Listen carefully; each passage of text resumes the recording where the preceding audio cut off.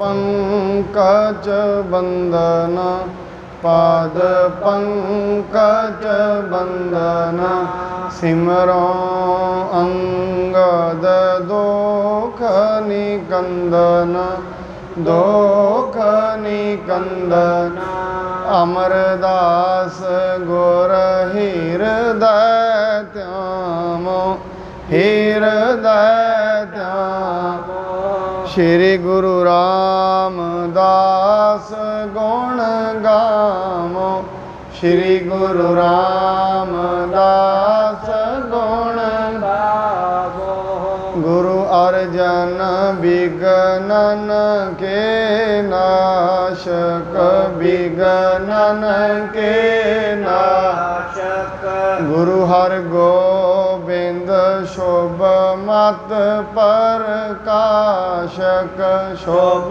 मत प्रकाशक गुरु हर राय नमो कर जोरी नमो कर जोरी गुरु हरे कृष्ण मनाए बहोरी मनाए तेग बहादुर परम कृपाला जी परम कृपाला गुरु गोबिंद सिंह विसाला गुरु गोबिंद सिंह विसाला तरों तरापुर पुन पुन सीसा जी पुन पुन सीसा बंदों बार बार जगदीशा बंदों बार बार जगदीशा साहिब श्री गुरु तेग बहादुर महाराज जी दे पावन पवित्र अस्थान गुरुद्वारा सीसगंज साहिब विखे साहिब श्री गुरु ग्रंथ साहिब महाराज जी दी पावन पवित्र हजूरी अंदर जुड़ बैठी साध संगत जी आप जी शाम दे दीवाना दे अंदर साहिब श्री गुरु अंगद पातशाह महाराज जी दे पावन इतिहास की जो कथा चल रही है उस दे विच सांझ पाउण दे लई पावन कथा नूं श्रवण करन दे लई सत संगत दे विच जुड़ बैठे हो। आओ कल तई आपां श्रवण कीता सी महाराज जी दे कोल जिथे भाई धिंगा आया नाल दी नाल भाई पारू जुलका वो गुरु साहिब जी नूं आत्मा दे विषय दे विच बड़े सवाल पुछदा है। गुरु जी उस नूं आत्मा की है अते शरीर की है इहदे बारे दसदे ने। आओ हुण जो अगे विचार चलदी है बड़े प्यार सत्कार दे नाल गुरु साहिब जी दा गुरमंत्र पढ़ के कथा नूं आरंभ करिए। सतनाम श्री वाहेगुरु साहिब जी सतनाम श्री वाहेगुरु साहिब जी। परमहंस सो कहियह रूप सत चेतन आनंद अनूप। जेड़ा परमहंस दा रूप हुंदा है सत चित आनंद दा स्वरूप उसका बन जाता है। तन तन ते नायारो जान है ऐसे मंदिर बिखै बसै को जैसे। परमहंस मनुख दी ब्रह्म ज्ञानी मनुख दी ये पछाण है वो अपने आप नूं तन दे तो न्यारा समझदा है।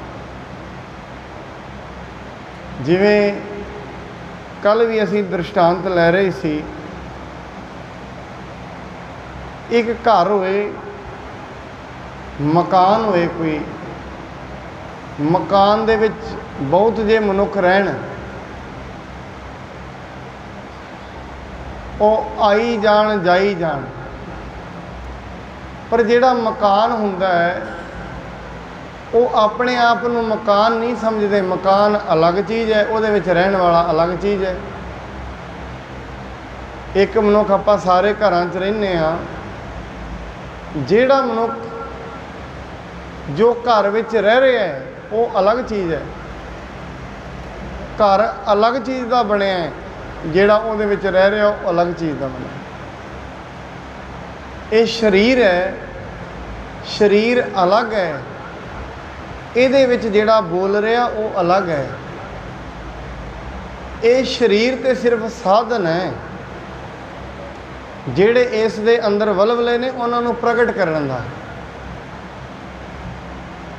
ਔਰ ਜਿੰਨੇ ਜਿੰਨੇ ਜਿਹਦੇ ਕਰਮ ਬਣਦੇ ਨੇ ਉਹੋ ਜਿਹਾ ਉਹਨੂੰ ਸਰੀਰ ਮਿਲ ਹੀ ਜਾਂਦਾ ਹੈ। ਇਹ ਪਰਮੇਸ਼ਰ ਦੀ ਕਿਰਪਾ ਹੈ, ਜੈਸਾ ਜੈਸਾ ਜਿਹਦਾ ਕਰਮ ਬਣੀ ਜਾਂਦਾ ਹੈ ਵੈਸਾ ਵੈਸਾ ਸਰੀਰ ਮਿਲ ਹੀ ਜਾਂਦਾ ਹੈ। ਕਈ ਵਾਰੀ ਕਰਮ ਐਸਾ ਬਣਦਾ ਹੈ ਮਨੁੱਖ ਨੂੰ ਇਹ ਮਨੁੱਖਾ ਸਰੀਰ ਮਿਲ ਜਾਂਦਾ ਹੈ ਬੜੀ ਦੇਰ ਤੋਂ ਬਾਅਦ। ਕਰਮ ਦੀ ਗੱਲ ਹੈ। ਜਦੋਂ ਇਹਦੇ ਵਿੱਚ ਰਹਿ ਕੇ ਕਰਮ ਮਾੜਾ ਹੋ ਜਾਏਗਾ ਸਰੀਰ, ਫਿਰ ਜੈਸੀ ਬਿਰਤੀ ਹੋਏਗੀ, ਜੇ ਬਿਰਤੀ ਪਸ਼ੂਆਂ ਵਾਲੀ ਹੋਏਗੀ ਪਸ਼ੂ ਦਾ ਮਿਲ ਜਾਏਗਾ। ਇਸ ਕਰਕੇ ਇਹ ਸਰੀਰ ਦੇ ਵਿੱਚ ਰਹਿੰਦਿਆਂ ਨਾਰੀ ਤੇ ਪੁਰਖ ਦਾ ਵੀ ਵਿਚਾਰ ਨਹੀਂ।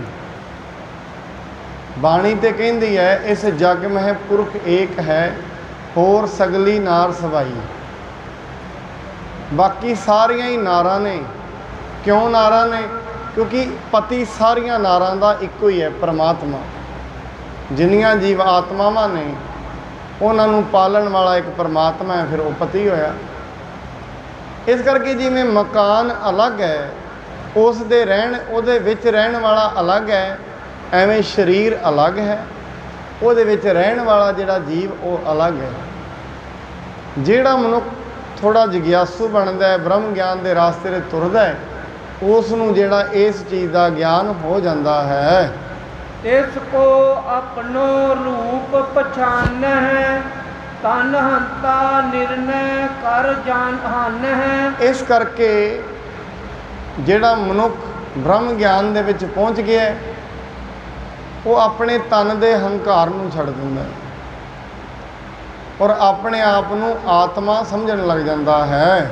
ਸਮ ਮੰਦਰ ਕੇ ਜਾਣਹਿ ਨਿਆਰੋ, ਜੀਰਨ ਹੋਏ ਤਿਆਗ ਪਧਾਰੋ। ਆਪਣੇ ਆਪ ਨੂੰ ਮੰਦਰ ਤੇ ਉਹਦੇ ਵਿੱਚ ਰਹਿਣ ਵਾਲੇ ਜਿਵੇਂ ਜਾਣਦਾ ਹੈ।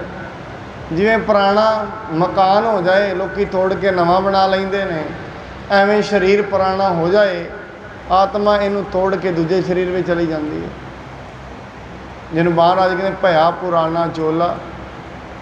ਜਿਸ ਦਿਨ ਇਹ ਚੋਲਾ ਸਰੀਰ ਵਾਲਾ ਪੁਰਾਣਾ ਹੋ ਜਾਏਗਾ ਨਵਾਂ ਪਾਣਾ ਪਏਗਾ। ਇਹ ਪਾਣਾ ਪੈਂਦਾ ਹੀ ਹੈ। ਉਦੋਂ ਤੋਂ ਹੀ ਇਹ ਸਰੀਰ ਦੇ ਚੋਲੇ ਪਾਣੇ ਪੈਂਦੇ ਨੇ ਜਦੋਂ ਤਾਈਂ ਮੁਕਤੀ ਦੀ ਅਵਸਥਾ 'ਤੇ ਮਨੁੱਖ ਨਹੀਂ ਪਹੁੰਚ ਜਾਂਦਾ। ਉਦੋਂ ਤੋਂ ਮੁਕਤੀ ਕੀ ਹੈ?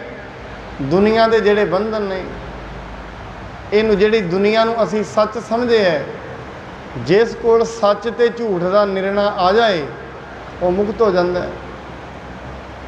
ਜਿਸ ਮਨੁੱਖ ਨੂੰ ਹਜੇ ਸਿਰਫ ਤੇ ਸਿਰਫ ਰਸ ਜੀਵ ਦੇ ਪਦਾਰਥਾਂ ਵਿੱਚ ਲੱਗਦਾ ਹੈ, ਕੁਝ ਬੋਲਣ ਵਿੱਚ ਲੱਗਦਾ ਹੈ, ਕੁਝ ਸੁਣਨ ਵਿੱਚ ਲੱਗਦਾ ਹੈ, ਫਿਰ ਹਜੇ ਤਾਈਂ ਉਹ ਮੁਕਤ ਨਹੀਂ। ਕਿਉਂ? ਆਪਣੀ ਜੀਭ ਦੇ ਹੱਥੋਂ ਹੀ ਵੱਜਾ ਹੋਇਆ।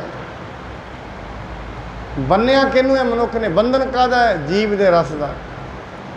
ਇਹਦੇ ਵਾਸਤੇ ਫਿਰ ਇਹਨੂੰ ਕਈ ਵਾਰੀ ਅਪਮਾਨ ਵੀ ਸਹਿਣਾ ਪੈਂਦਾ ਹੈ। ਕੋਈ ਚੀਜ਼ ਹੈ, ਬਹੁਤਾ ਮਨੁੱਖ ਜੀਭ ਦਾ ਲਾਲਚੀ ਹੋਏ ਮੰਗਣ ਵੀ ਲੱਗ ਜਾਂਦਾ। ਕੋਈ ਚੀਜ਼ ਖਾ ਰਿਹਾ ਉੱਥੋਂ ਮੰਗ ਕੇ ਖਾਣਾ ਸ਼ੁਰੂ ਕਰ ਦਿੰਦਾ। ਐਵੇਂ ਕਈ ਵਾਰੀ ਮਨੁੱਖ ਵਸਤੂਆਂ ਦਾ ਲਾਲਚੀ ਹੋ ਜਾਂਦਾ ਹੈ। ਜਦੋਂ ਵਸਤੂਆਂ ਦਾ ਲਾਲਚੀ ਹੋ ਜਾਏਗਾ ਫਿਰ ਵੀ ਅਪਮਾਨ ਸਹਿਣਾ ਪੈਂਦਾ ਹੈ। ਏਡਾ ਲਾਲਚੀ ਹੋ ਜਾਂਦਾ ਹੈ, ਧਰਮ ਨੂੰ ਨਹੀਂ ਵੇਖਦਾ, ਅਧਰਮ ਨੂੰ ਨਹੀਂ ਵੇਖਦਾ, ਕੁਛ ਨਹੀਂ ਵੇਖੇਗਾ।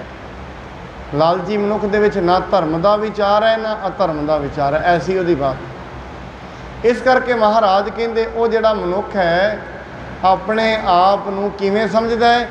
ਜਿਵੇਂ ਮੰਦਰ, ਜਿਵੇਂ ਭਾਵ ਮਕਾਨ, ਤੇ ਜਿਵੇਂ ਉਹਦੇ ਵਿੱਚ ਰਹਿਣ ਵਾਲਾ। ਜਿਵੇਂ ਮਕਾਨ ਪੁਰਾਣਾ ਹੋ ਜਾਏ, ਰਹਿਣ ਵਾਲੇ ਦੂਜੇ ਮਕਾਨ 'ਚ ਚਲੇ ਜਾਂਦੇ ਨੇ। ਜਿਸ ਦਿਨ ਸਰੀਰ ਪੁਰਾਣਾ ਹੋ ਜਾਏਗਾ, ਇਹਦੇ ਵਿੱਚ ਰਹਿਣ ਵਾਲੀ ਜੀਵ ਆਤਮਾ ਦੂਜਾ ਸਰੀਰ ਧਾਰਨ ਕਰ ਲੈਂਦੀ ਹੈ। ਤਨ ਆਤਮ ਸਭ ਸਰ ਸਮਸਰ ਪੈ ਪਾਨੀ, ਕਰਹਿ ਜੋ ਨਰ ਹੋਏ ਹੰਸ ਸਮਾਨੀ। ਐਵੇਂ ਸਮਝੋ, ਜਿਹੜਾ ਹੰਸ ਹੋ ਜਾਂਦਾ ਨਾ ਮਨੁੱਖ, ਜਿਵੇਂ ਦੁੱਧ ਅਤੇ ਪਾਣੀ, ਇਹ ਦੋਵਾਂ ਦੇ ਵਿੱਚ ਹੰਸ ਜਦੋਂ ਆਪਣੀ ਚੁੰਝ ਪਾਉਂਦਾ ਹੈ, ਅਲੱਗ-ਅਲੱਗ ਕਰ ਦਿੰਦਾ ਹੈ। ਇਹ ਜਿਹੜਾ ਸਰੀਰ ਹੈ, ਇਹਨੂੰ ਦੁੱਧ ਤੇ ਪਾਣੀ ਦਾ ਸੁਮੇਲ ਸਮਝੋ। ਜਿਹੜਾ ਬ੍ਰਹਮ ਗਿਆਨੀ ਹੈ, ਉਹ ਤਨ ਨੂੰ ਅਤੇ ਆਤਮਾ ਨੂੰ, ਭਾਵੇਂ ਇਹ ਜੁੜੇ ਹੋਏ ਨੇ ਇੱਕ ਦੂਜੇ ਨਾਲ, ਵੱਖ ਵਿਖਦੇ ਨੇ, ਕਿਸੇ ਕਿਸੇ ਨੂੰ ਵਿਖਦੇ ਨੇ। ਜਿਹਦੇ ਕਿਸੇ ਦਾ ਸ਼ਬਦ ਦਾ ਅਭਿਆਸ ਵੱਧਦਾ ਜਾਂਦਾ ਉਹਨੂੰ ਫਿਰ ਇਹ ਸੱਚਾਈ ਨਜ਼ਰ ਆਉਣੀ ਸ਼ੁਰੂ ਹੋ ਜਾਂਦੀ ਹੈ, ਹੌਲੀ ਹੌਲੀ। ਪਰ ਵੈਸੇ ਮਨੁੱਖ ਆਪਣੇ ਆਪ ਨੂੰ ਸਰੀਰ ਹੀ ਸਮਝਦਾ ਹੈ। ਤਨ ਤਿਨ ਕੋ ਪਰਮ ਹੰਸ ਹੈ ਨਾਮੂ, ਪਾਵਹਿ ਬ੍ਰਹਮ ਗਿਆਨ ਅਬਿਰਾਮੂ। ਇਸ ਕਰਕੇ ਉਹਨਾਂ ਮਨੁੱਖਾਂ ਨੂੰ ਬ੍ਰਹਮ ਗਿਆਨੀ ਕਿਹਾ ਜਾਂਦਾ ਹੈ। ਕਿਉਂ? ਕਿਉਂਕਿ ਉਹ ਬ੍ਰਹਮ ਗਿਆਨ ਨੂੰ ਪ੍ਰਾਪਤ ਕਰ ਲੈਂਦੇ ਹਨ।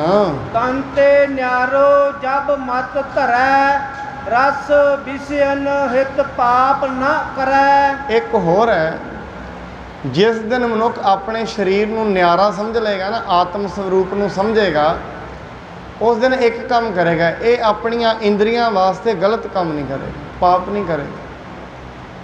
ਹੁਣ ਕਈ ਵਾਰੀ ਮਨੁੱਖ ਆਪਣੇ ਮਨ ਦੇ ਸਵਾਰਥ ਵਾਸਤੇ, ਪਦਾਰਥ ਵਾਸਤੇ ਹਿੱਤ ਅਹਿੱਤ ਵੇਖਦਾ ਹੀ ਨਹੀਂ।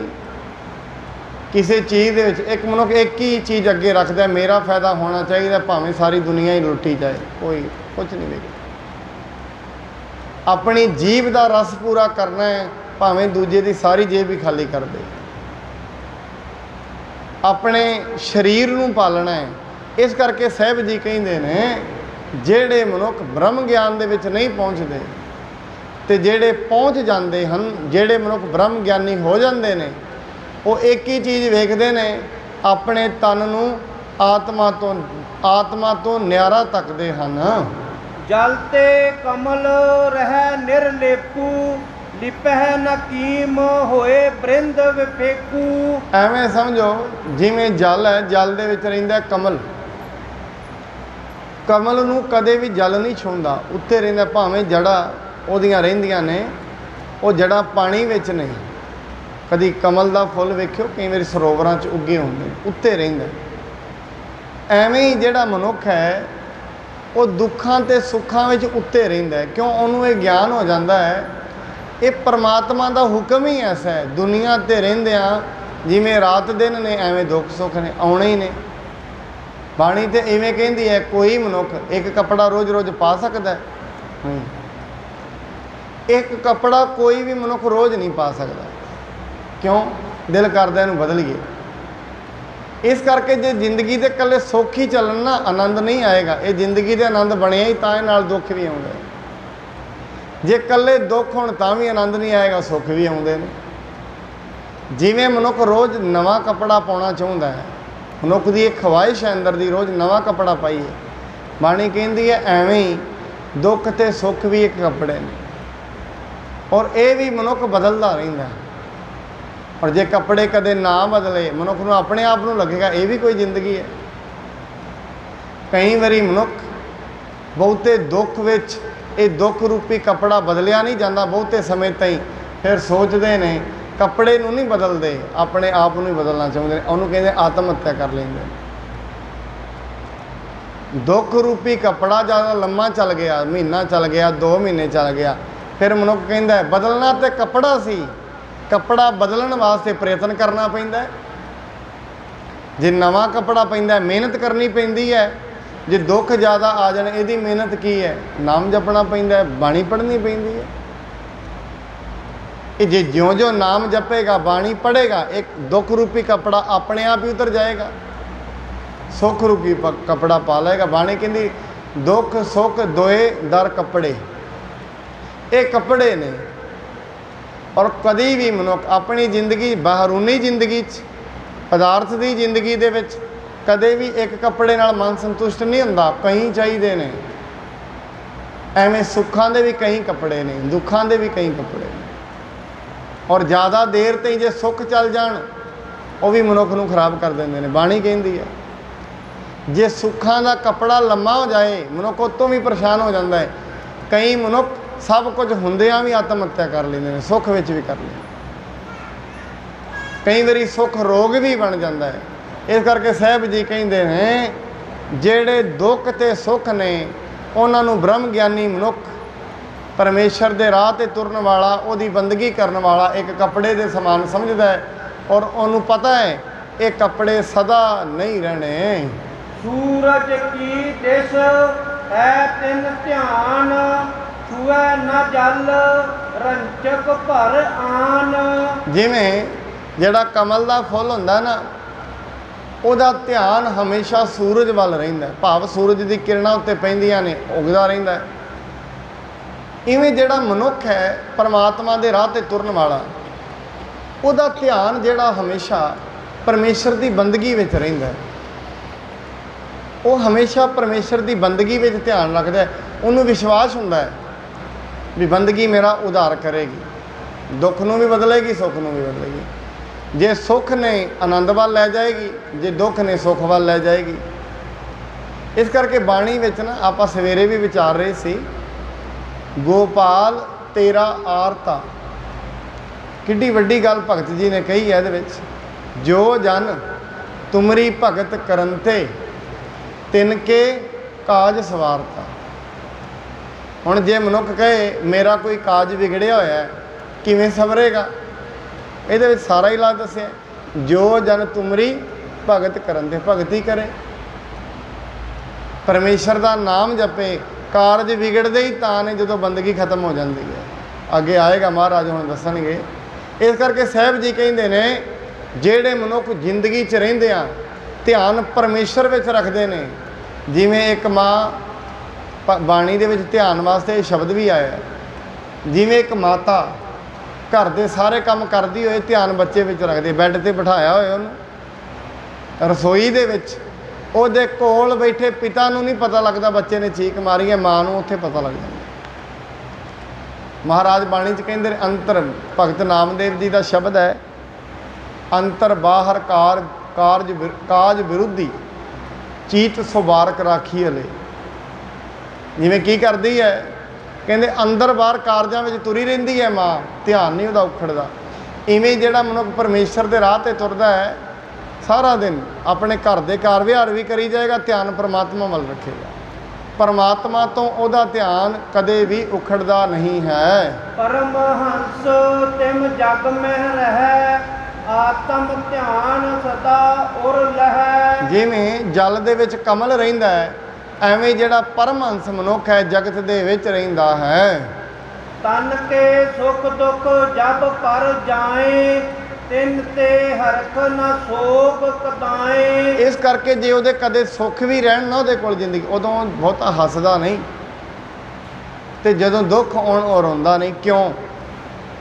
ਇਹ ਸਮਝਣ ਦੀ ਗੱਲ ਹੈ, ਕਿਉਂ ਨਹੀਂ ਰੋਂਦਾ ਮਨੁੱਖ। ਜਿਹੜੇ ਪਰਮੇਸ਼ਰ ਦੇ ਰਾਹ 'ਤੇ ਤੁਰੇ ਨੇ ਉਹਨਾਂ ਨੂੰ ਪਤਾ ਹੈ ਸੁੱਖ ਜ਼ਿਆਦਾ ਆਏਗਾ। ਬਾਣੀ ਕਹਿੰਦੀ ਹੈ ਜਨਮੇ ਕੋ ਵਾਜੇ ਵਾਦਾਏ, ਸੋਹੇ ਲੜੇ ਅਗਿਆਨੀ ਗਾਏ। ਕਹਿੰਦੇ ਜਦੋਂ ਬੱਚਾ ਜੰਮਦਾ ਹੈ ਸਾਰੀ ਦੁਨੀਆ ਹੀ ਖੁਸ਼ੀ ਹੁੰਦੀ ਹੈ, ਪਰ ਜੇ ਜਨਮ ਦੀ ਖੁਸ਼ੀ ਹੈ ਜਿਸ ਦਿਨ ਜਾਏਗਾ ਉਹ ਦਿਨ ਦੁੱਖ ਹੋਏਗਾ। ਇਸ ਕਰਕੇ ਜਿਹੜਾ ਮਨੁੱਖ ਆਤਮ ਗਿਆਨੀ ਹੋ ਗਿਆ ਉਹ ਜਦੋਂ ਸੁੱਖ ਹੁੰਦਾ ਬਹੁਤਾ ਖੁਸ਼ ਨਹੀਂ ਹੁੰਦਾ, ਬਾਹਰੋਂ ਭਾਵੇਂ ਸਾਰੀ ਦੁਨੀਆ ਨੂੰ ਵਿਖਾਏ। ਕਿਉਂ? ਉਹਨੂੰ ਪਤਾ ਹੈ ਸੁੱਖ ਸਦਾ ਨਹੀਂ ਰਹਿਣਾ। ਬਸ ਇੰਨੀ ਕੁ ਤੇ ਗੱਲ ਹੈ, ਇੰਨੀ ਕੁ ਤੇ ਗੱਲ ਸਮਝਣ ਵਾਲੀ ਹੈ, ਸੁੱਖ ਸਦਾ ਨਹੀਂ ਰਹਿਣੇ। ਦੂਜੀ ਕਹਿੰਦੇ ਨੇ ਦੁੱਖ ਵੀ ਸਦਾ ਨਹੀਂ ਰਹਿਣੇ, ਦੋਵੇਂ ਨਹੀਂ ਰਹਿਣੇ। ਸਦਾ ਕਿਸੇ ਦੇ ਸੁੱਖ ਨਹੀਂ ਰਹੇ, ਸਦਾ ਕਿਸੇ ਦੇ ਦੁੱਖ ਵੀ ਨਹੀਂ ਰਹਿਣੇ, ਐਸੀ ਗੁਰਬਾਣੀ ਕਹਿੰਦੀ ਹੈ। ਜਿਵੇਂ ਆਪ ਜੀ ਨੂੰ ਮੈਂ ਕਈ ਵਾਰੀ ਇਹ ਦ੍ਰਿਸ਼ਟਾਂਤ ਦਿੱਤਾ ਹੈ, ਜਿਵੇਂ ਦਰਖਤ 'ਤੇ ਲੱਗੇ ਹੋਏ ਪੱਤੇ ਸਦਾ ਨਹੀਂ ਰਹਿੰਦੇ, ਇੱਕ ਟਾਈਮ ਐਸਾ ਆਉਂਦਾ ਹੈ ਇਹ ਜਿਹੜਾ ਦਰਖਤ ਹੈ ਸੁੱਕ ਜਾਂਦਾ ਹੈ, ਇਹਦੇ ਪੱਤੇ ਝੜ ਜਾਂਦੇ ਨੇ। ਐਤਕੀ ਆਪਾਂ ਬਾਹਰ ਦਰਖਤ ਖੜਾ ਹੈ, ਇਹ ਦਰਖਤ ਜਦੋਂ ਨਿੰਮ ਦਾ ਦਰਖਤ ਹੈ, ਆਪਾਂ ਸੋਚ ਰਹੇ ਸੀ ਕਿਤੇ ਦਰਖਤ ਜਿਹੜਾ ਸੁੱਕ ਗਿਆ ਕਿ ਪੱਤੇ 'ਤੇ ਰਹੇ ਨਾ, ਸਾਰੇ ਹੀ ਝੜ ਗਏ। ਹੌਲੀ ਹੌਲੀ ਕੁਰੰਬਲਾਂ ਫੁੱਟਣੀਆਂ ਸ਼ੁਰੂ ਹੋਈਆਂ, ਫਿਰ ਪੱਤੇ ਆ ਗਏ ਨੇ, ਹਰਾ ਭਰਾ ਹੋ ਗਿਆ। ਇੱਕ ਟਾਈਮ ਐਸਾ ਹੁੰਦਾ ਦਰਖਤ ਦੇ ਸਾਰੇ ਹੀ ਪੱਤੇ ਝੜ ਜਾਂਦੇ ਨੇ। ਕਈ ਵਾਰੀ ਜ਼ਿੰਦਗੀ 'ਚ ਐਸਾ ਸਮਾਂ ਆਉਂਦਾ ਹੈ ਸਾਰੇ ਹੀ ਜਵਾਬ ਦੇ ਦਿੰਦੇ, ਸਾਰੇ ਹੀ ਪੱਤੇ ਝੜ ਜਾਂਦੇ ਨੇ, ਜਿਹਨੇ ਰਹਿਣ ਵਾਲੇ ਵੀ ਜਵਾਬ ਦੇ ਜਾਂਦੇ ਨੇ, ਆਪਣਾ ਆਪ ਵੀ ਜਵਾਬ ਦੇਣ ਲੱਗਦਾ ਹੈ। ਕਈ ਵਾਰੀ ਮਨੁੱਖ 'ਤੇ ਐਸਾ ਸਮਾਂ ਵੀ ਆਉਂਦਾ ਮਨਾ ਛੱਡ ਜ਼ਿੰਦਗੀ ਜੀ ਕੇ ਕੀ ਕਰੇਗਾ, ਐਸਾ ਵੀ ਸਮਾਂ ਆ ਜਾਂਦਾ ਹੈ। ਪਰ ਕਹਿੰਦੇ ਪਰੇਸ਼ਾਨ ਨਹੀਂ ਹੋਣਾ ਚਾਹੀਦਾ। ਰੁੱਖ ਕਦੇ ਪਰੇਸ਼ਾਨ ਹੁੰਦਾ ਹੈ ਕਿਉਂਕਿ ਰੁੱਖ ਨੂੰ ਪਤਾ ਹੈ ਹੁਣ ਬਸੰਤ ਆਉਣ ਵਾਲੀ ਹੈ, ਪਤਝੜ ਚਲੀ ਗਈ ਹੈ, ਬਸੰਤ ਆਏਗੀ। ਐਵੇਂ ਜਿਹੜਾ ਬ੍ਰਹਮ ਗਿਆਨੀ ਮਨੁੱਖ ਹੈ, ਪਰਮੇਸ਼ਰ ਦੇ ਰਾਹ 'ਤੇ ਤੁਰਨ ਵਾਲਾ, ਉਹ ਸਮਝਦਾ ਹੈ ਮਨਾ ਸਦਾ ਨਹੀਂ ਰਹਿਣਾ ਐਸਾ। ਕਦੇ ਜ਼ਿੰਦਗੀ ਵਿੱਚ ਨਾ ਆਪ ਜੀ ਜਿਹੜੇ ਰਾਹਾਂ 'ਤੇ ਤੁਰਦੇ ਹੋ, ਅੱਜ ਚੱਲ ਰਹੇ ਆਪਾਂ ਜਿਹੜੀਆਂ ਰਾਹਾਂ 'ਤੇ, ਕਦੇ ਕਿਸੇ ਰਿਸ਼ਤੇਦਾਰੀ 'ਚ ਜਾਈਏ, ਕਦੇ ਛੋਟੇ ਹੁੰਦਿਆਂ ਉਸ ਰਾਸਤੇ ਤੋਂ ਨਿਕਲੇ ਹੋਈਏ, 15 ਸਾਲ ਦੀ 20 ਸਾਲ ਦੀ ਉਮਰ 'ਚ, ਕਦੇ ਜ਼ਿੰਦਗੀ 'ਚ ਨਹੀਂ ਸੋਚਿਆ ਹੁੰਦਾ ਵੀ ਇਹ ਰਾਹ 'ਤੇ ਅੱਜ ਇਸ ਹਾਲਾਤ 'ਚ ਜਾਵਾਂਗੇ, ਨਹੀਂ ਸੀ ਸੋਚਿਆ ਹੁੰਦਾ। ਕਈ ਵਾਰੀ ਮੈਂ ਸੋਚਦਾ ਆਪਣੇ ਪਿੰਡ ਨੂੰ, ਇੱਕ ਦਿਨ ਮੈਂ ਜਾ ਰਿਹਾ ਸੀ, ਮੈਂ ਜਾਂਦਿਆਂ ਜਾਂਦੇ ਮੇਰੇ ਦਿਮਾਗ 'ਚ ਆਇਆ ਵੀ ਇਸ ਸੜਕੇ ਕਦੀ ਪੜ੍ਹਨ ਜਾਂਦੇ ਸੀ, ਨਾਲ ਗੁੜੀਆ ਬੈਠੀ ਹੋਈ ਸੀ। ਮੈਂ ਸੋਚ ਰਿਹਾ ਸੀ ਵੀ ਜ਼ਿੰਦਗੀ 'ਚ ਨਹੀਂ ਸੀ ਸੋਚਿਆ ਵੀ ਇਹ ਗੁੜੀਆ ਵੀ ਮੇਰੇ ਨਾਲ ਕਿਤੇ ਇੱਥੇ ਬੈਠੀ, ਅਸੀਂ ਐਵੇਂ ਜਾਵਾਂਗੇ, ਨਹੀਂ ਸੀ ਸੋਚਿਆ। ਅਸੀਂ ਜ਼ਿੰਦਗੀ ਵਿੱਚ ਜੋ ਕੁਝ ਸੋਚ ਰਹੇ ਹਾਂ ਉਹਦੇ ਵਿੱਚੋਂ ਬਹੁਤੀਆਂ ਚੀਜ਼ਾਂ ਨਹੀਂ ਹੋਈਆਂ। ਬਾਣੀ ਕਹਿੰਦੀ ਹੈ ਆਪਣਾ ਚਿਤਵਿਆ ਹਰ ਕਰੈ ਜੋ ਮੇਰੇ ਚਿੱਤ ਨਾ ਹੋਏ। ਪਰਮੇਸ਼ਰ ਉਹ ਕਰਦਾ ਜੋ ਉਹਦੇ ਚਿੱਤ 'ਚ ਹੈ। ਆਪ ਜੀ ਕਦੀ ਜ਼ਿੰਦਗੀ ਵਿੱਚ ਧਿਆਨ ਮਾਰਨਾ, ਅਸੀਂ ਕਦੀ ਬਜ਼ੁਰਗ ਵੀ ਹੋਵਾਂਗੇ ਐਸਾ ਕਿਸੇ ਨੇ ਨਹੀਂ ਸੋਚਿਆ ਸੀ, ਕਦੀ ਵੀ। ਬਦਲ ਗਈ ਹੈ।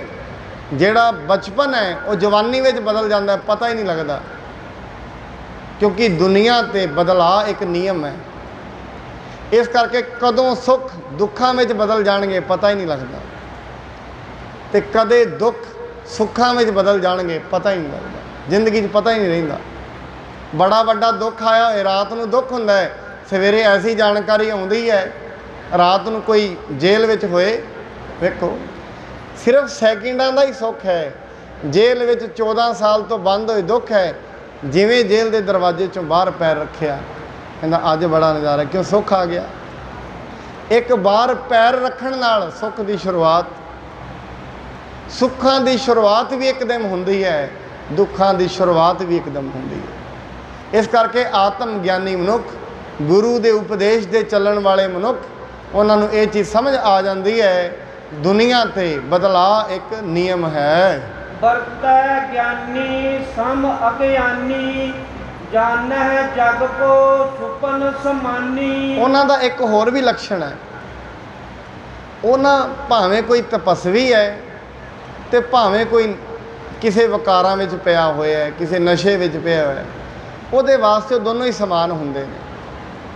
ਜਿਹੜਾ ਆਮ ਮਨੁੱਖ ਹੋਏ ਨਾ, ਉਹਦੇ ਵਾਸਤੇ ਚਲੋ ਕੋਈ ਪਰਮੇਸ਼ਰ ਦੀ ਬੰਦਗੀ ਵਾਲਾ ਤੇ ਮਹਾਨ ਹੁੰਦਾ ਹੈ, ਪਰ ਜਿਹੜਾ ਬ੍ਰਹਮ ਗਿਆਨੀ ਦਾ ਸੁਭਾਅ ਦੱਸਿਆ ਨਾ, ਉਹ ਕਹਿੰਦੇ ਨੇ ਬ੍ਰਹਮ ਗਿਆਨੀ ਕਾ ਇਹ ਗੁਨਾਓ, ਜਿਉਂ ਪਾਵਕ ਹੈ ਸਹਿਜ ਸੁਭਾਅ। ਜਿਵੇਂ ਪਾਵਕ ਦਾ ਸੁਭਾਅ ਹੈ ਨਾ, ਅੱਗ ਦਾ ਸੁਭਾਅ ਸਹਿਜ ਹੈ, ਐਵੇਂ ਸਮਝੋ ਬ੍ਰਹਮ ਗਿਆਨੀ ਦਾ ਸੁਭਾਅ ਹੈ ਨਾ। ਕਹਿੰਦੇ ਜਿਵੇਂ ਧਰਤੀ ਹੁੰਦੀ ਹੈ ਨਾ, ਧਰਤੀ ਇਹਨੂੰ ਕੋਈ ਖੋਦਦਾ ਹੈ, ਕੋਈ ਇਹ 'ਤੇ ਲੇਪ ਕਰਦਾ ਹੈ। ਧਰਤੀ ਕਿਤੇ ਖੋਦਣ ਵਾਲੇ ਨੂੰ ਗਾਲਾਂ ਨਹੀਂ ਕੱਢਦੀ, ਲੇਪ ਕਰਨ ਵਾਲੇ ਨੂੰ ਚੰਗਾ ਨਹੀਂ ਕਹਿੰਦੀ। ਜਿਵੇਂ ਆਪਾਂ ਪਿੱਛੇ ਸੁਣਿਆ ਸੀ ਗੁਰੂ ਨਾਨਕ ਸਾਹਿਬ ਜੀ ਤੋਂ, ਇੱਕ ਮਨੁੱਖ ਨੇ ਪੁੱਛਿਆ, ਮਹਾਰਾਜ ਬ੍ਰਹਮ ਗਿਆਨੀ ਕੌਣ ਹੁੰਦਾ ਹੈ? ਮਹਾਰਾਜ ਜੀ ਕਹਿਣ ਲੱਗੇ, ਭਾਈ ਫਲਾਣੇ ਦਰਖਤ ਥੱਲੇ ਨਾ ਇੱਕ ਮਨੁੱਖ ਬੈਠਾ ਹੈ, ਉਹਦੇ ਕੋਲ ਜਾ। ਉਹ ਗਿਆ, ਜਾ ਕੇ ਕੀ ਵੇਖਦਾ ਹੈ, ਉਹ ਦਰਖਤ ਦੇ ਥੱਲੇ ਬੈਠਾ ਸੀ।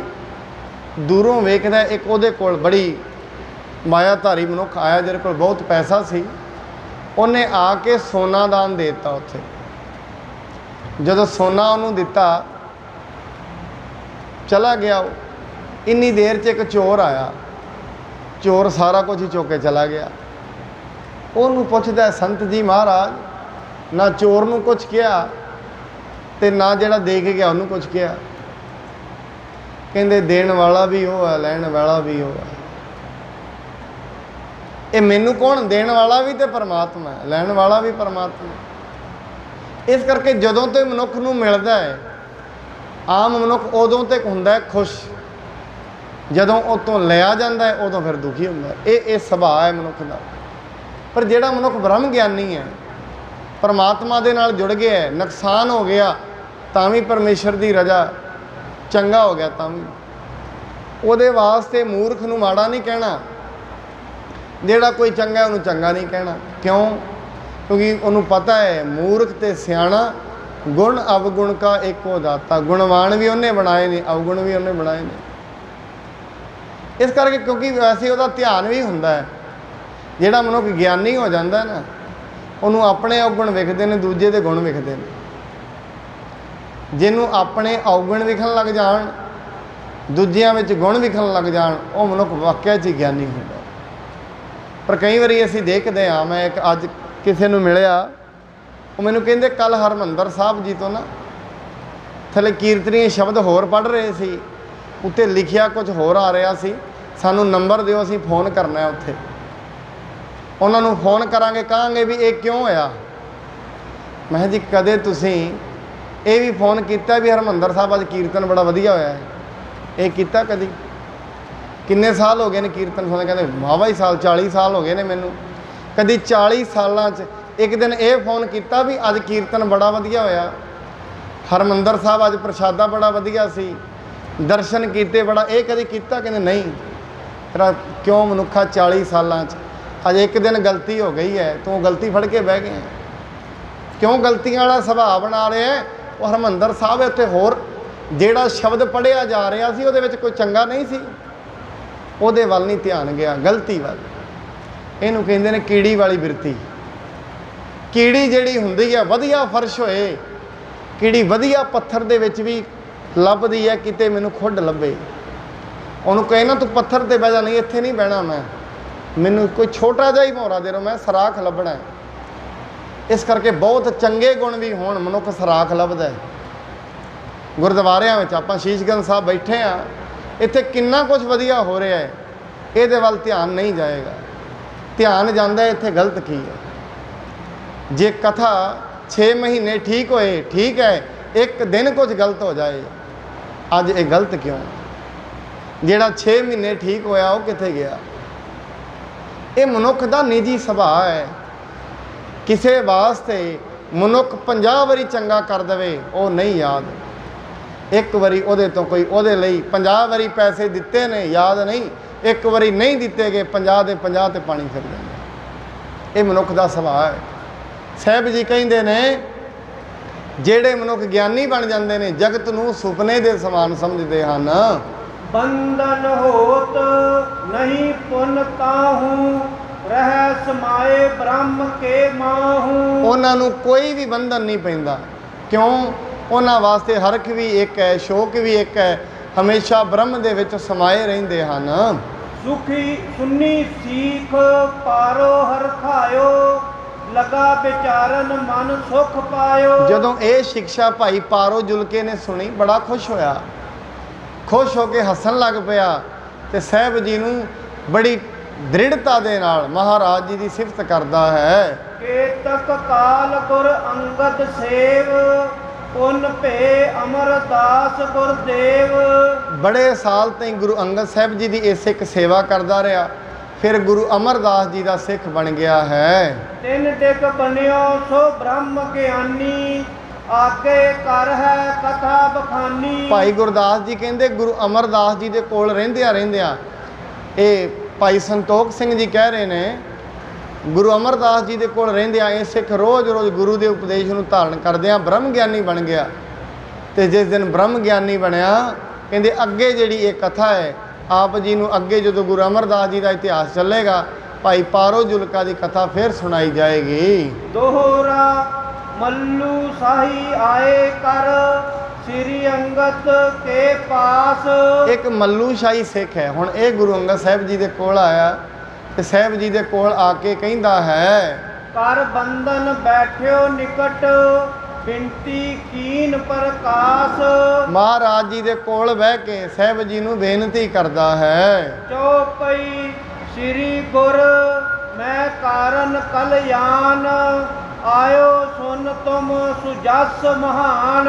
ਮਹਾਰਾਜ ਜੀ ਮੈਂ ਆਪਣਾ ਕਲਿਆਣ ਕਰਾਉਣ ਵਾਸਤੇ ਆਪ ਜੀ ਦਾ ਦੂਰੋਂ ਦੂਰੋਂ ਜਸ ਸੁਣ ਕੇ ਆਇਆ। ਮੈਨੂੰ ਪਤਾ ਲੱਗਿਆ ਆਪ ਜੀ ਕਲਿਆਣ ਕਰਦੇ ਹੋ ਜੀਵ ਆਤਮਾ ਦਾ। ਵੈਸੇ ਇਹ ਜਿਹੜੀ ਮੰਗ ਲੈ ਕੇ ਗੁਰੂ ਘਰ ਮੰਦਰ ਮਸਜਿਦ ਕੋਈ ਜਾਂਦਾ ਹੈ, ਇਹ ਐਸੀ ਮੰਗ ਜਿਹਦੀ ਹੋਏ। ਬਾਣੀ ਤੇ ਕਹਿੰਦੀ ਹੈ ਵੈਸੇ ਮੰਗ ਮਨੁੱਖ ਦੀ ਇਹੀ ਹੋਣੀ ਚਾਹੀਦੀ ਹੈ, ਮੰਗ ਨਾ ਮੰਗ ਨੀਕਾ।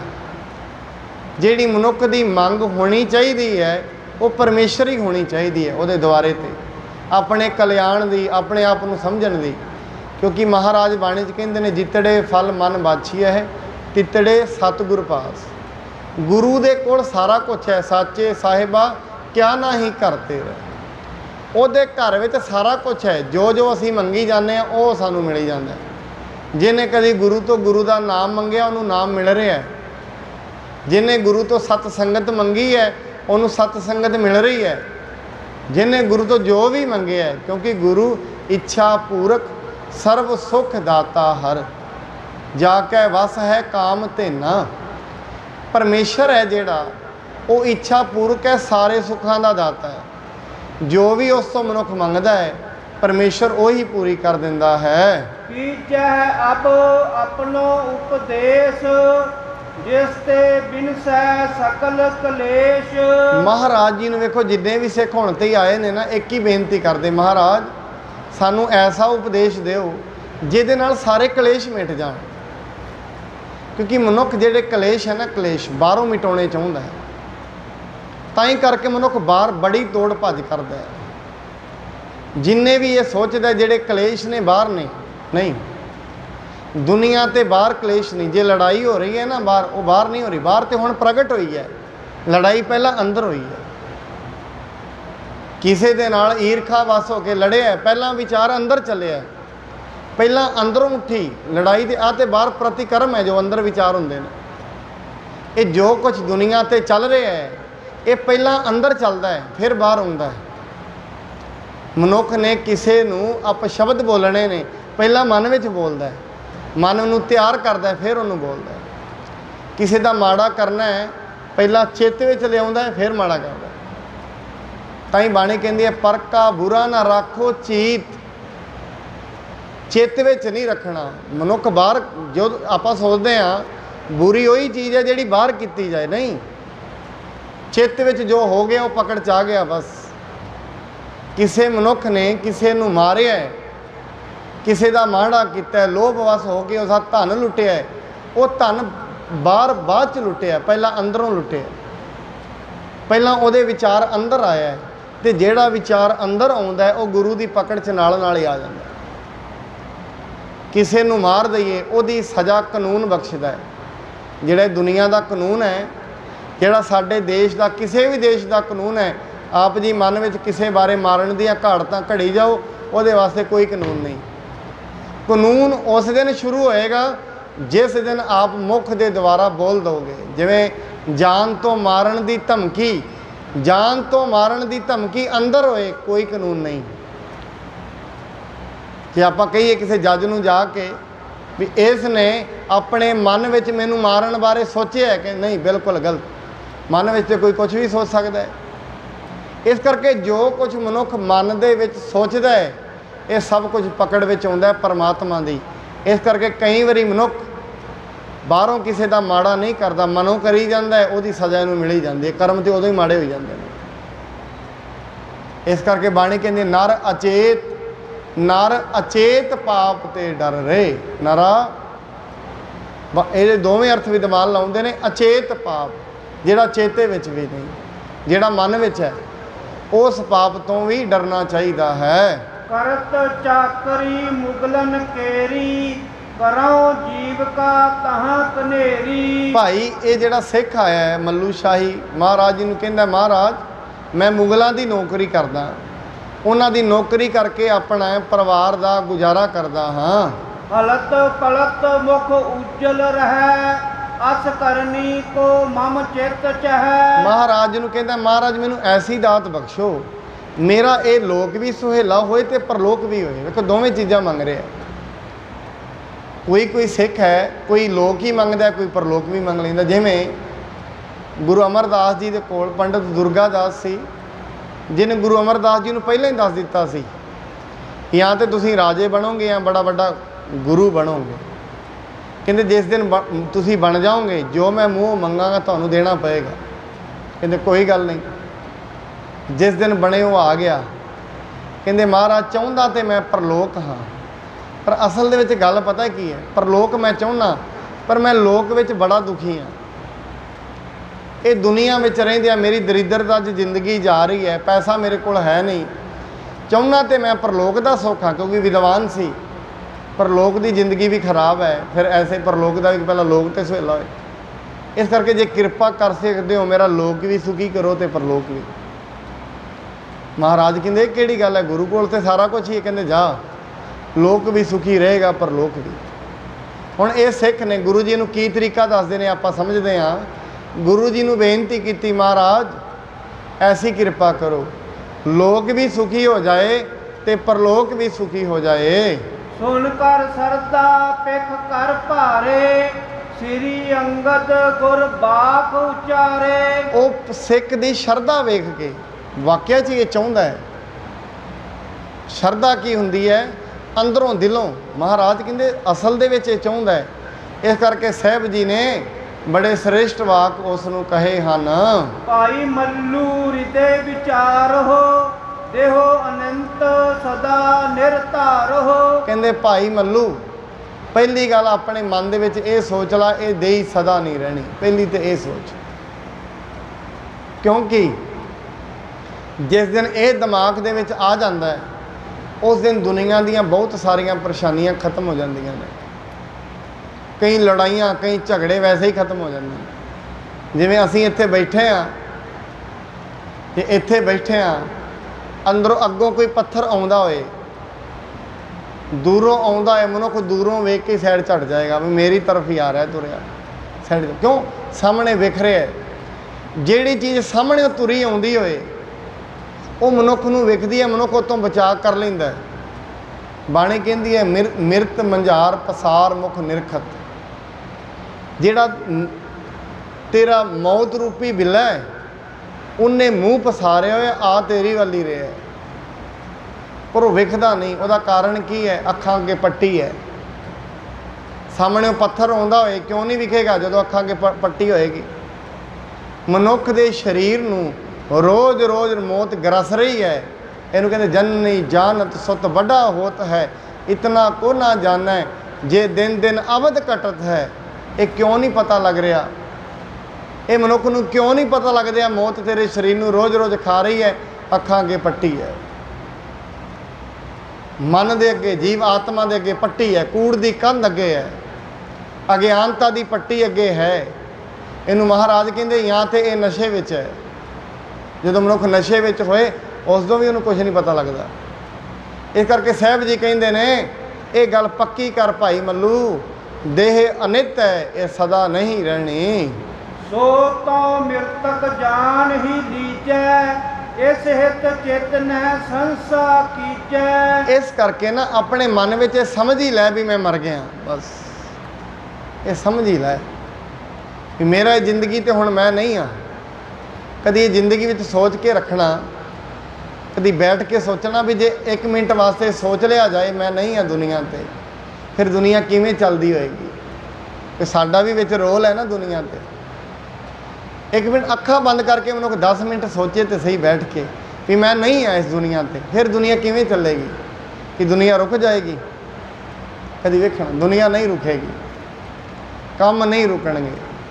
ये दुनिया एवें ही चलनी है। वड्डे वड्डे प्रधानमंत्री चले जाते हैं कि दुनिया रुक जाती है। किसी तो प्रधानमंत्रियों के जाण नाल नहीं कभी दुनिया रुकी, मामूली इंसान की तो गल ही की है। कभी मनुख सोच के वेखे भी मैं नहीं हाँ, या मैं एवें समझ के वेखे मैं कल नूं चले जाना है। मनुख के अंदर ये विचार तो पक्का है भी मैं रहना है, ये विचार पक्का नहीं भी नहीं रहना। ये विचार तो पक्का ही है। जे मौत की गल चलती होए मनुख अपने ते नहीं कभी टिकाउंदा, दुनिया ते टिकाउंदा। मौत की गल चलती हो हाँ मैं तो रहना है। इनू गुरु अर्जन साहब जी ने ना अचरज किया है एक बिनसै एक अस्थिर कर मानै अचरज। है भी बड़े अचंभे की गल। नाल वाला चला जाए, जिमें एक दरख्त ते बैठे हुए, दरख्त का टण कच्चा होए, अगला टुट के डिग गया, जरा दूजा वो दरख्त के टण ते बैठा है, वो कहे भी मैं रही जाना है। जरा थले खलोता हसेगा, किड्डा मूर्ख इंसान है। वो तेरे नाल वाला डिग गया, जिमें बेड़ी डुब रही होए समुंदर दे विच, उहदे विच 5 मनुख होण, 4 डुब जाण, 5वां के मैं इत्थे रहना है। जेड़े वेख रहे ने ना दूरों कहणगे किड्डा पागल है, ये काहदा दावा करी फिर, 4 इहदे सामने डुब गए ने, बेड़ी विच पानी भरी जा रहा, अज नहीं तो घड़ी पल नूं जाएगा। जैसे जलते बुध बुधा, बुलबुले की जिन्नी क आयु है एवें। इस करके मनुख ये विचार करे अपने दिमाग दे विच भी मैं कल नूं चले जाना है। कभी सोच के वेखना सारी रात नींदर नहीं आएगी। कभी सोच के वेखना भी मैं हुण सौण लगा, सवेरे नहीं उठना, एवें नहीं कभी सोचा जाता। बहुत औखा है। दुनिया 'च मन इन्ना फस गया है, ये दिमाग 'च विचार आउंदा ही नहीं। ये दिमाग 'च विचार है भी मैं सदा रहना है। साहब जी कहते ने भाई मल्लू अपनी जिंदगी विच ये सोच, तू ये दुनिया ते नहीं है। आत्मा सदा साच ही जानो, किसको मारियो मरै न मानो। इस करके जिहड़ी अंदर आत्मा है वो नहीं कदी मरेगी। कोई इनू मारना भी चाहे वो कदी मर नहीं सकती है। पावक दहा करत नहीं तिसै, जल ना डुबाए सके निज विसै। इस करके ये जिहड़ी आत्मा है इनू अग भी नहीं साड़दी। अग शरीर नू साड़दी है, आत्मा नू नहीं। इनू जिहड़ा जल है वो डुबो भी नहीं सकता है। शस्त्रन ते नहे छेद्यो जाए, जिसको पौन न सकह डुलाए। शस्त्र आत्मा नू वढ़ नहीं सकते ते हवा इसनू उड़ा नहीं सकती है। काल विनाशक सबन विसाला, आत्म एह काल को काला। जिहड़ा काल है ये सारियां नू खत्म कर दिंदा है, पर आत्मा नू खत्म नहीं कर सकता। आत्मा मनुख की सदा रहिंदी है। इस करके जे किसी ने आत्म तो कोई वर भी दे दिता है, किसी की हूक आत्मा तो निकल जाती है, वो भी सदा रहिंदी है। इस करके बाणी दे विच शब्द आउंदा है, कहंदे एक फिक्का ना गलाए सब ना मैं सच्चा धनी। नाल दी नाल गुरबाणी विच ये भी शब्द आउंदा है, हियाओ ना ठाए कहीं दा। कहंदे कदी भी किसी नूं माड़ा वचन ना हियाओ ना ठाए कहीं। तो किसी दे कदे जोर पा लिया, किसी नाल बेअन्यायी कर लई, जे किसी दे दिल चों कदे हूक निकल गई, वो हूक सदा रहनी है। कई बारी किसे मैं समझ रहा सी, कहंदे किसी दे घर ना एक सप आ गया। वो की सी, वैसे तो सप नूं मार दिता ते होर गल सी। कहंदे वो सप बेचारा खुड विच वड़िया, उन्हां बाहरों गर्म पानी कर करके बाहरों पाउंदे रहे, वो अंदरों चीका मारदा रहा। सप चीका मारदा रहा। कहंदे उहदी ऐसी हूक लगी, क्योंकि अरदास ते गुरबाणी कहंदी है परमात्मा हाथी की अरदास सुनी है। गुरु तेग बहादुर सिंह कहंदे ने, कहो नानक अब ओट हार गज ज्यों हो सहाय। हाथी की सुन लई है उन्हें। कहंदे उन्होंने साड़िया उन्होंने पानी पा पा के, ने ऐसी हूक लगी सारा परिवार खत्म होया। बार बार करे कोई एक्सीडेंट नाल, कोई किसी नाल उहदी हूक। कई बारी किसी गरीब दी, किसी दीन दी ऐसी हूक लगती है। ताई बाणी कहती है दया जिहड़ा गुण है सब तो महान है। जिहदे विच दया है उन्हें समझ लो सारे पुण्य कर लए ने। 68 तीर्थां दा इशनान सब कुछ उहदे ते आ गए। 68 तीर्थ सगल पुण्य जी दया प्रवान। एक दया कर लेनी ये सारे धर्मां तो वड्डा धर्म है। जग को लख कै सुपन समानै, वरण आश्रमन क्रिया सो ठानै। कहंदे जगत नूं सुपन दे समान समझ लेना चाहिए है। ब्रह्म ज्ञान को नित अभ्यास है, तन हंता लख झूठ विनाश है। इस करके रोज़ ब्रह्म ज्ञान का अभ्यास करता रहे, रोज़ रोज़ गुरु शब्द का जाप करता रहे। मन दे विच जेड़े गुरु दे विचार ने, बाणी है, इहदा निधि आसन करता रहे। बार बार इस नूं याद करता रहे। ਜਿਵੇਂ ਅਸੀਂ ਬਾਰ-ਬਾਰ ਜਪਜੀ ਸਾਹਿਬ ਜੀ ਦਾ ਬਾਰ-ਬਾਰ ਸੁਖਮਨੀ ਸਾਹਿਬ ਦਾ ਪਾਠ ਕਰਦੇ ਹਾਂ, ਇਹਦਾ ਮਤਲਬ ਨਿਧੀ ਆਸਣ ਕਰਨਾ, ਬਾਰ-ਬਾਰ ਉਸ ਨੂੰ ਯਾਦ ਕਰਦੇ ਰਹਿਣਾ ਚਾਹੀਦਾ ਹੈ। ਇਮਹੀ ਸ਼੍ਰੀ ਕ੍ਰਿਸ਼ਨ ਕੀਨ ਉਪਦੇਸ਼, ਅਰਜਨ ਧਾਰਿਓ ਹਿਰਦੇ ਵਿਸ਼ੇਸ਼।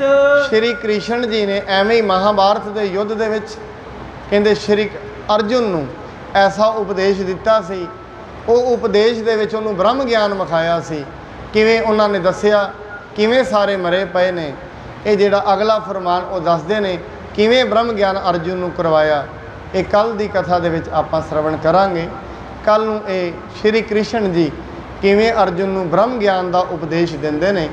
ਇਹ ਮਹਾਰਾਜ ਗੁਰੂ ਅੰਗਦ ਸਾਹਿਬ ਜੀ ਦੀ ਇਹ ਕਥਾ ਹੈ, ਜਿਹਦੇ ਵਿੱਚ ਉਹ ਦੱਸ ਰਹੇ ਨੇ ਬ੍ਰਹਮ ਗਿਆਨ ਦੀਆਂ ਕੀ ਨਿਸ਼ਾਨੀਆਂ ਨੇ, ਕਿਵੇਂ ਹੁੰਦਾ ਹੈ, ਸ਼੍ਰੀ ਕ੍ਰਿਸ਼ਨ ਨੂੰ ਕਿਵੇਂ ਉਪਦੇਸ਼, ਸ਼੍ਰੀ ਕ੍ਰਿਸ਼ਨ ਨੇ ਕਿਵੇਂ ਉਹਨੂੰ ਉਪਦੇਸ਼ ਦਿੱਤਾ। ਇਸ ਬਾਰੇ ਅਸੀਂ ਕੱਲ੍ਹ ਨੂੰ ਵਿਚਾਰ ਕਰਾਂਗੇ। ਇੰਨੀਆਂ ਬੇਨਤੀਆਂ